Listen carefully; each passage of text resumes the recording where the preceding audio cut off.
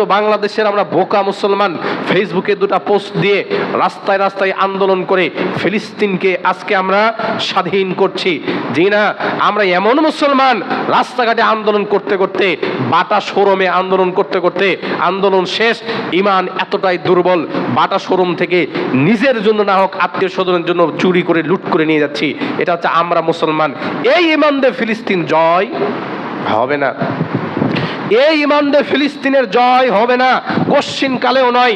800 কোটির মধ্যে যদি 700 কোটি মুসলমান হয়, তাও আল্লাহ তাআলা বলছেন, আল্লাহ রাসূল সাল্লাল্লাহু আলাইহি ওয়াসাল্লাম আবু দাউদের মধ্যে বলছেন যে শেষ জামানায় এমন একটা সময় আসবে তোমরা সংখ্যায় হবে অনেক বেশি, অনেক অনেক অনেক বেশি, কিন্তু হিন্দুরা, খ্রিস্টানরা, ইহুদিরা তোমাদের ওপর তার অত্যাচার চাপিয়ে দিবে এবং আল্লাহ তাআলা সেই বিধর্মীদেরকে বিজয় দান করবেন।